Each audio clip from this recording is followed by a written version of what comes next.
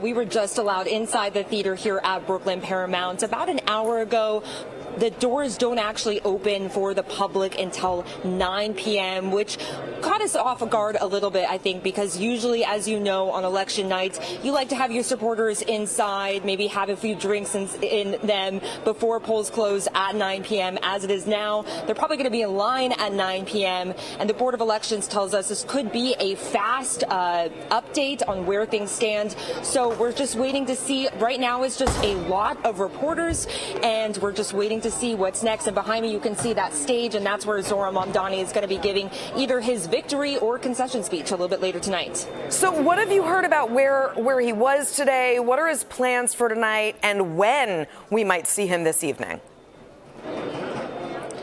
So he was crisscrossing across the 5 boroughs, according to his campaign. He was in Fort Greene earlier today with State Attorney General Letitia James, and he was on the Lower East Side. He's been really just popping up around the 5 boroughs. He voted early in the morning this morning with his wife, who we actually haven't seen too much on the campaign trail, but they were there together. Now tonight, again, we're just waiting to see how fast these election results come in. They're going to be counting the early ballots already. So the Board of Elections told me yesterday they could be updating that on their website as soon as 9:05, 9:15 tonight. So we could see results as early as 10 o'clock. That could be wishful thinking, SE, but we could see results early. So we could see him coming out to give that speech maybe around 10:30 if we're lucky. Morgan, thanks so much. We're joined next by Linda Schmidt, who is joining us from the Cuomo headquarters. Linda, what's Andrew Cuomo been up to today? Well, first of all, S.E., thanks so much for having me. It's great to be back with you again. But I have reached out to the Cuomo campaign multiple times in the past couple of hours, asking them where he is. Is he out campaigning? Is he hanging out with his family and friends? What is he doing? Because the polls are still open for about another 2 hours. He could still be out campaigning. So far, I have not heard back from them. I also asked when he's going to be arriving here at his campaign headquarters at the Ziegfeld Ballroom in Midtown. Have not heard back from them about that either. Now, about 8:30 in the morning, and then it was about 10 o'clock this morning that he showed up at a high school in Midtown with 2 of his 3 daughters and his son-in-law to vote. And then after that, there was a little bit of a press gaggle after that, and he did say that he felt the high voter turnout was going to be a good sign. Now we're going to have to wait and see if it really turns out to be a good sign for him or a good sign for Mamdani. Yeah, so what you're saying is we could be asking, where in the world is Andrew Cuomo right now? He's just not been very visible? He has not been visible since he voted at 10 o'clock this morning. And one thing that's really interesting about that, S.E., is that after he lost the primary back in June to Mamdani by 13 points, he said that he was going to totally change his campaign strategy and he was going to start meeting voters where they are, meaning doing what Mamdani was doing, being out on the street, going into the bodegas, talking to cab drivers as they drive by on the streets. We did not see him change his campaign style until about 2 weeks ago. So some experts are saying that could end up being too little too late. Linda, thank you. We'll know soon. And now over to SLEWA headquarters with Fox 5 New York reporter Kendall Green. Kendall, where is SLEWA's headquarters located, and how is the mood there? Hey, SC. Well, we're here on the Upper West Side on the 72nd Street at Art Cafe. And basically, Curtis Sliwa isn't here right now, but there's several of his volunteers here on hand, as well as multiple journalists here as well, and a couple of volunteers' kids running around. But we see a bunch of the swag, a bunch of the bags, T-shirts lined up, ready for supporters to come here and get set. But the mood right now is kind of some anticipation. You see people looking around, kind of curious about what's going to happen next.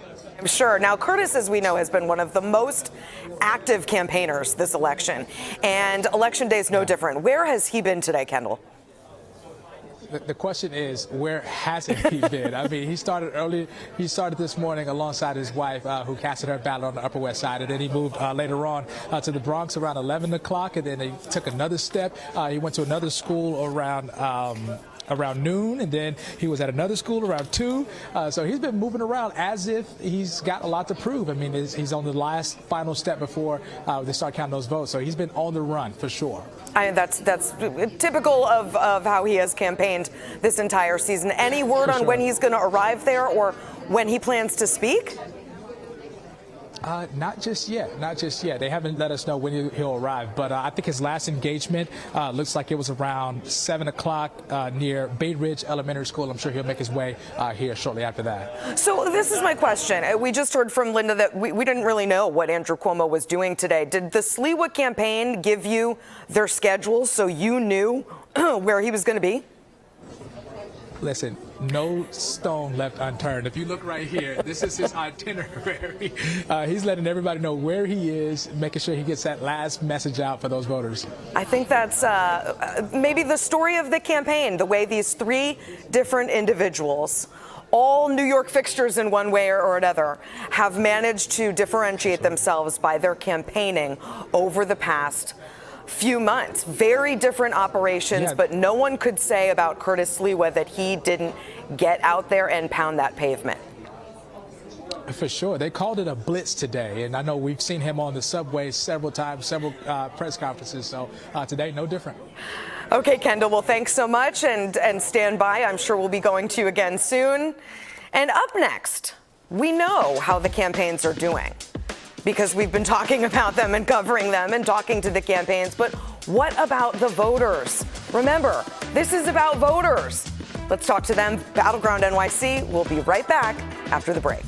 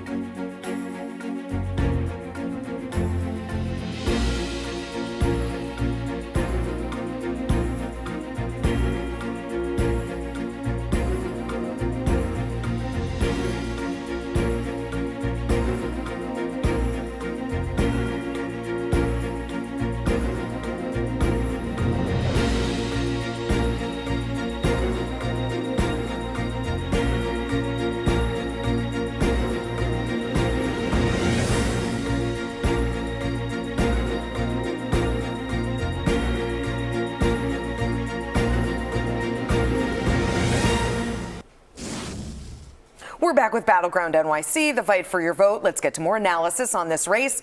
Joining me now is Lisa Evers, a reporter for Fox 5 New York. And Lisa, you've been covering this race. You've been talking to voters all throughout the election. It's so important. What have you been hearing today, though, in these final hours? See, today it's all about the passion. The voters, no matter who they're planning to vote for or voted for, it's the passion. They felt that this was their duty. The one phrase we didn't hear this whole campaign season, and we definitely didn't hear today, is voter apathy, because it's the exact opposite. People are fully engaged, fully charged, and really determined to get out there and vote no matter what they have to do. So are you saying you're seeing the same kind of enthusiasm we saw around the primary and early voting? I think it's even more intense because we had a whole weekend. You know, this last week in particular, we're talking about Cuomo not being that visible today, but over the last couple of weekends, all three of them have been doing heavy on-the-ground campaigning with, reporters following them. So there's been that back and forth that a lot of people were craving earlier in the campaign season. And, where they're making attacks at each other, they're getting real-time comments and responses. So it was very exciting for a lot of voters. Are you getting a sense of who voters are excited for? I think each one, and I'm not just saying this to be fair, but I think it's the actual truth. Mamdani's people we know have been very engaged from the very beginning, a certain type of enthusiasm. Sliwa, there was one of the polls was an enthusiasm measurement poll. I don't know how they did it, but they said his followers were actually, even though the people following him were smaller in number, were higher rated in terms of enthusiasm. And Cuomo had solid support, but it was people basically feeling, in many cases, that they had no other alternative, that this was the choice that they had to make, that it was more of a duty if they wanted things to stay relatively the same in New York. That doesn't usually bode well for a candidate like that, but this race is not like any other race that I've ever covered in New York City, so we'll have to see.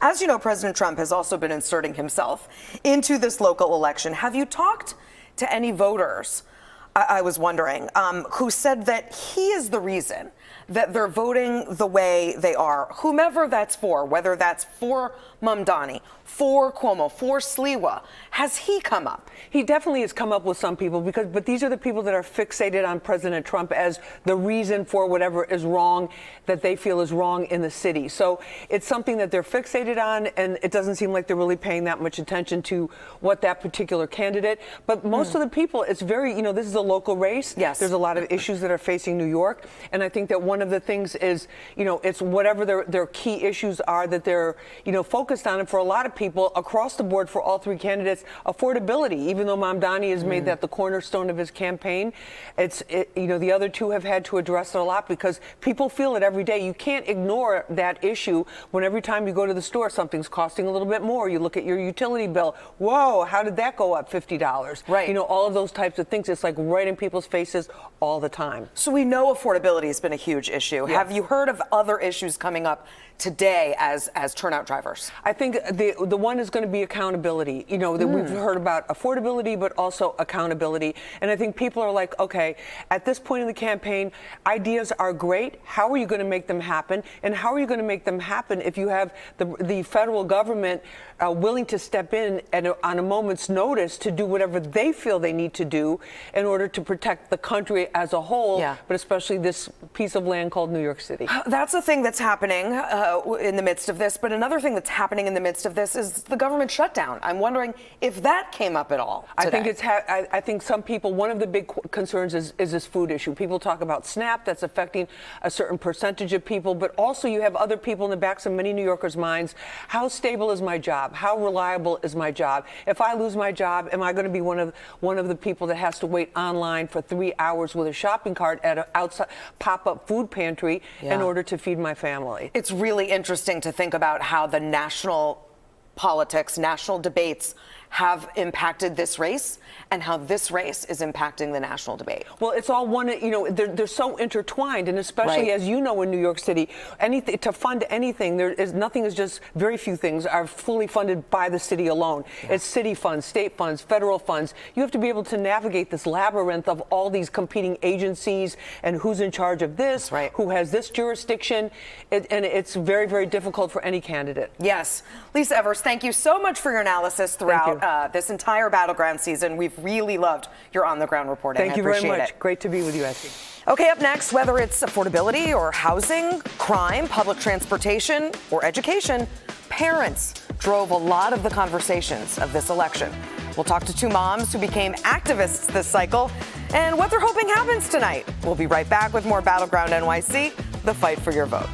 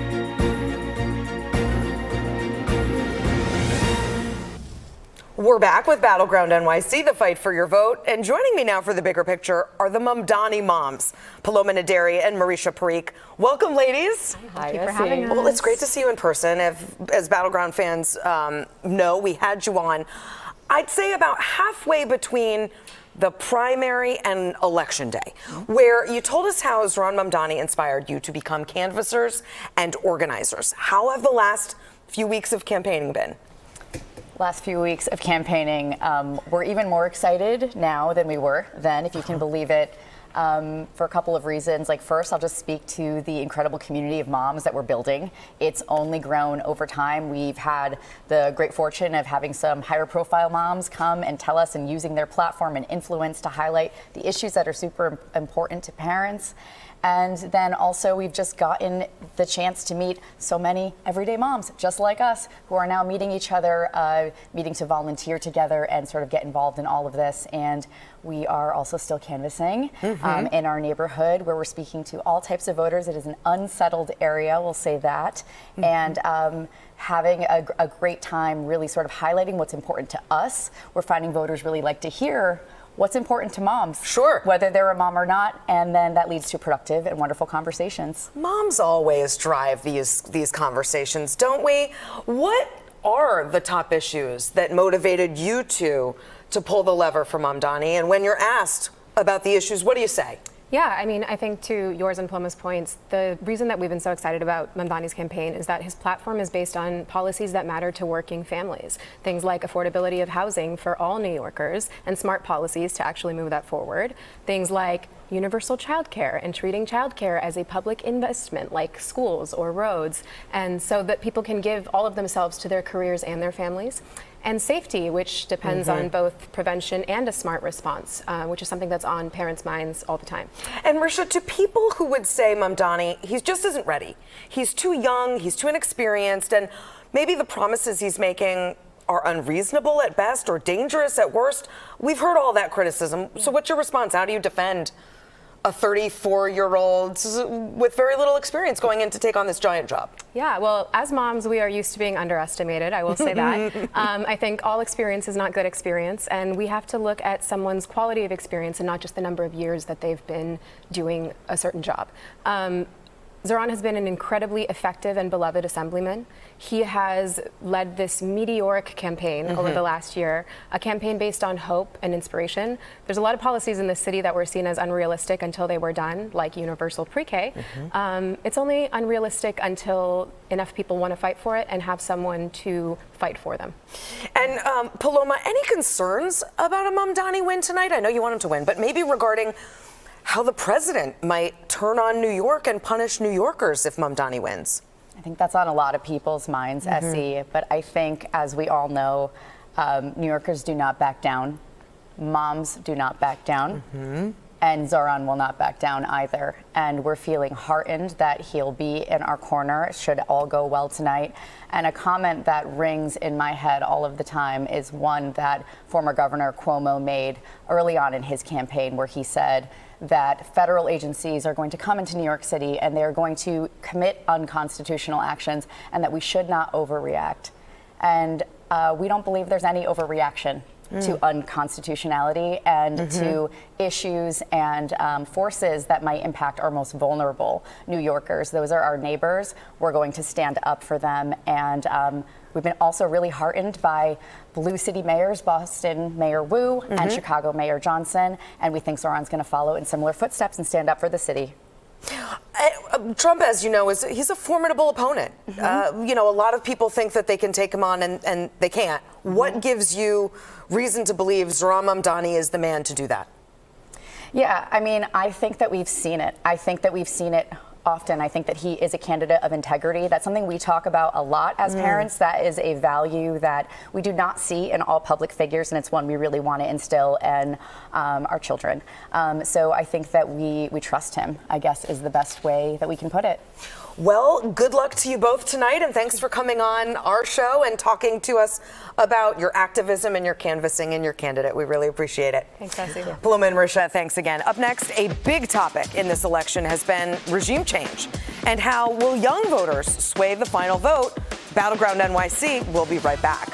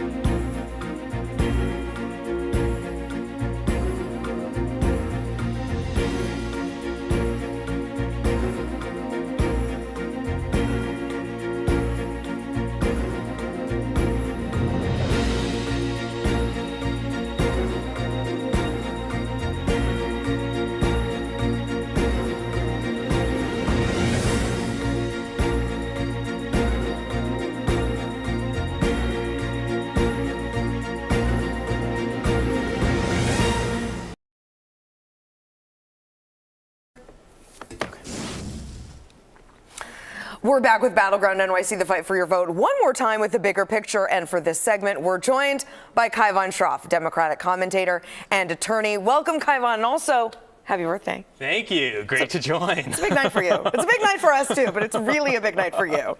And Battleground watchers and listeners will recognize you from a lot of our post-debate nights. Yes. It's I'm been excited. A pleasure joining you. I'm excited to have you here. So let's get your quick analysis on the final days of this campaign. Did each candidate do what they needed to do in the closing arguments? Absolutely not. So Okay, I think, good. Andrew Cuomo, I know we talked about last time, he had that strong debate, and really every choice since has, I think, been a blunder. He's really devolved into the darkness, a lot of racism and vitriol, when I would have said he would have been happy to close his chapter in this race as opposed to the alternative of being, a resigned governor. Mamdani, this was a beautiful campaign from start to finish. I'm not the biggest Mamdani fan myself, I will say, but I even got a little choked up watching his last cut video where he went back to those cross streets where a year ago he was speaking to New Yorkers about what wasn't working for them, and now he went back and obviously all these folks saying they're going to vote for him. A reminder that anything's possible. What about Curtis Sliwa? Sliwa stayed Sliwa throughout this campaign. I think, he's certainly gained a newfound following and popularity among a bunch of young people, Mamdani himself. So interesting to see his evolution. I know. I've been covering Curtis Sliwa for a very long time, right? And it's fun. It's fun to watch him out there. He loves to be out there. This race, as you know, also has the nation's attention.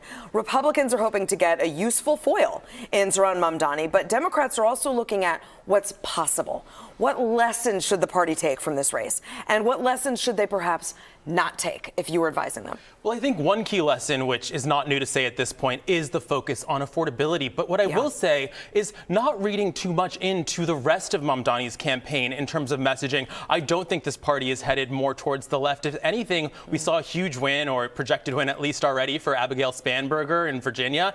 And she ran on affordability and housing from the center. And so I think that's the key message. And you have Gavin Newsom, another centrist, who's going viral every day. So I don't think it's impossible to build that online support either with moderation. So maybe don't take the ideological lesson, but maybe take a practical lesson about and ground I think, game. and don't take the lesson that I think Trump's learning pretty harshly right now of over-promising a bunch of things that you're not going to deliver, because just as he made those gains with young voters and Latinos, he's lost them just as fast. And I worry that that's going to happen to Mamdani as well, of course.